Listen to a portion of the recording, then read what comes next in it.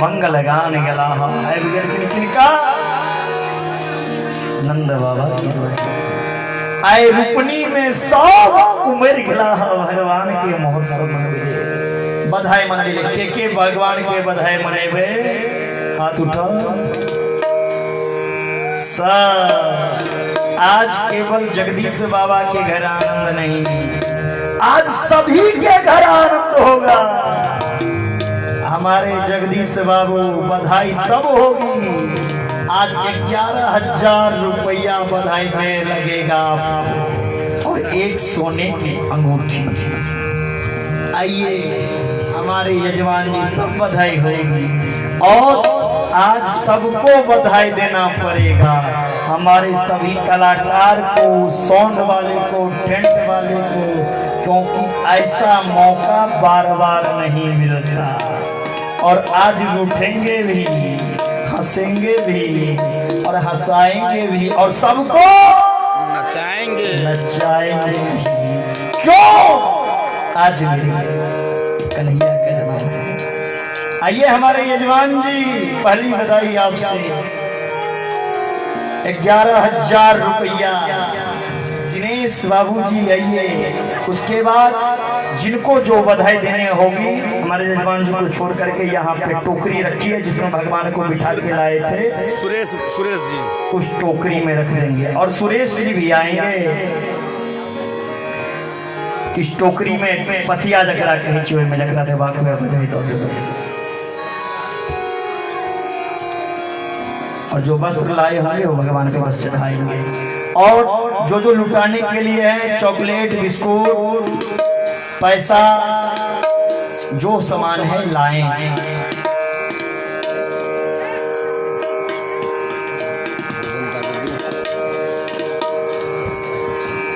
संकट में पड़ गया। अरे सखिया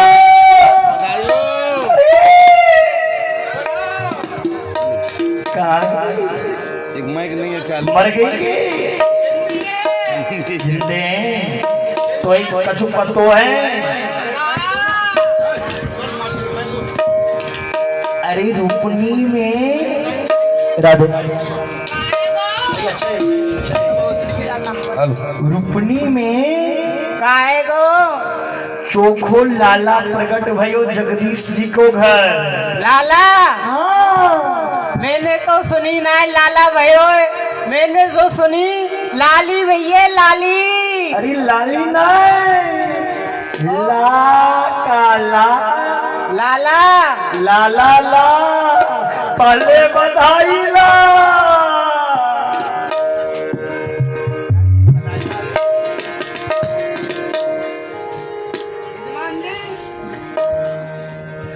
आज नहीं छोड़ेंगे, आज डट के लेंगे। आज चौथी दिन है, 4 दिन से नहीं बोल रहे थे, आज मुंह फोड़ के लेंगे और आज आप सभी से लेंगे। 2 दिन हम लोग मुंह खोल के मांगते हैं, लेते हैं और हमारे सब कलाकार को भी देते हैं लोग। कब? जब भगवान का जन्म होता, जब भगवान के विवाह होता। 2 दिन नंद के आनंद भयो जय कन्हैया लाल। नंद के आनंद भयो जय कन्हैया लाल। नंद के आनंद भयो, नंद के आनंद भयो जय कन्हैया लाल।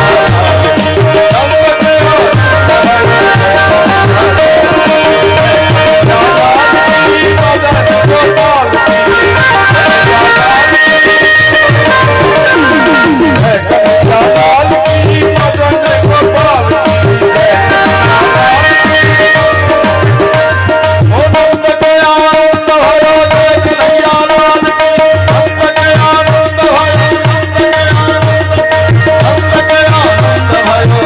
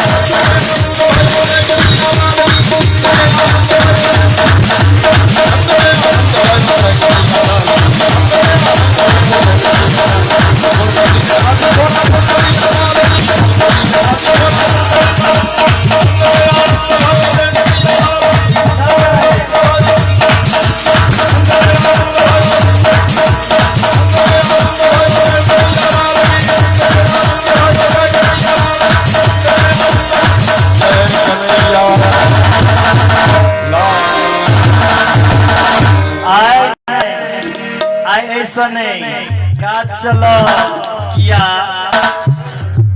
समय नहीं छे, आइए समय छे।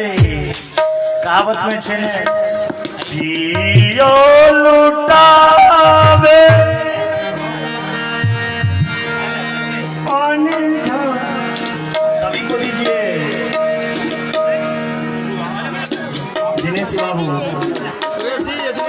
सुरेश जी और दिनेश जी, सभी कलाकार को बधाई दी जाती है।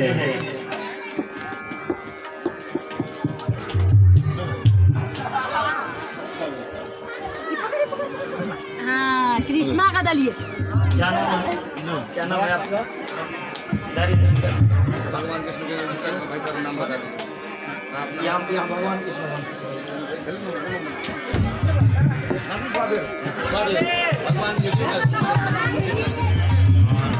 तो यहाँ भगवान कृष्ण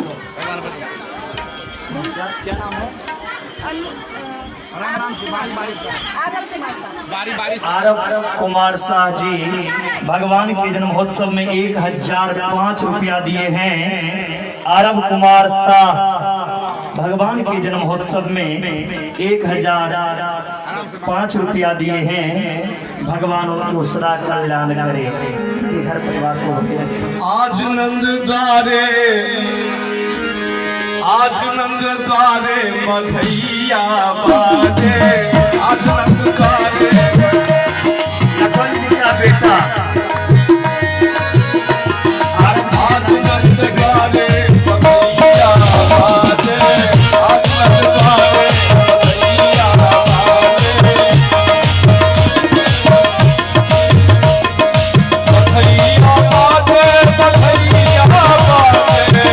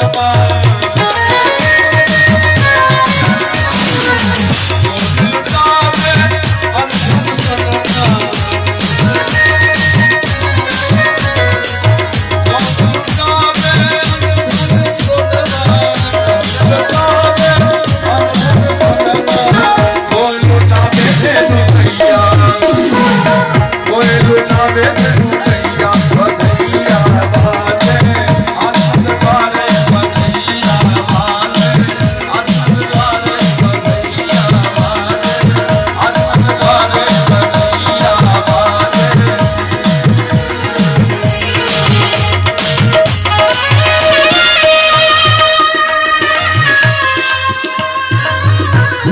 जय हो बधाई हो हमारे नेताजी आइए, नेताजी।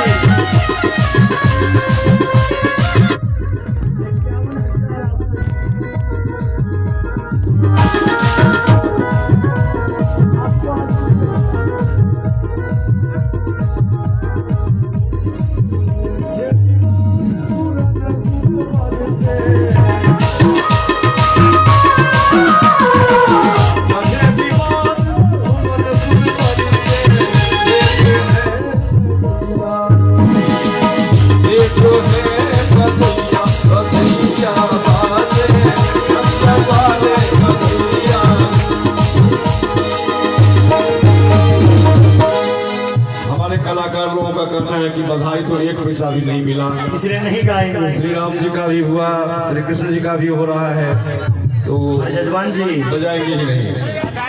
गए लाने के लिए गए हैं, लाने के लिए गए हैं। सुनिए हमारे नेताजी, आपको सोने की अंगूठी लगेगा। ऐसे नहीं काम छोड़ेंगे आज नहीं बचेंगे आप।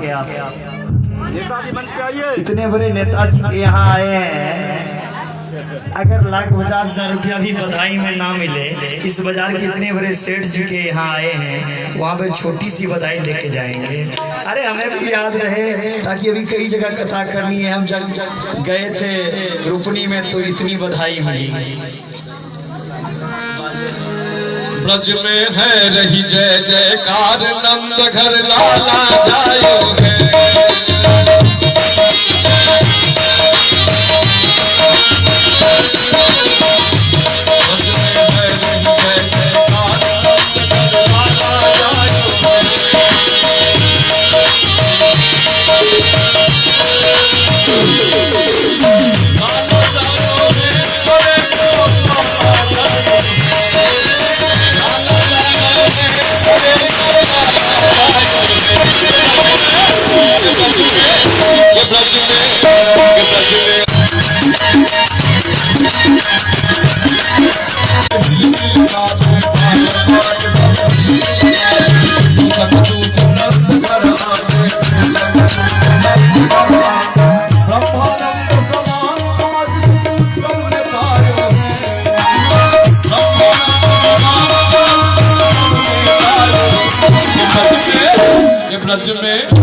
ब्रज में है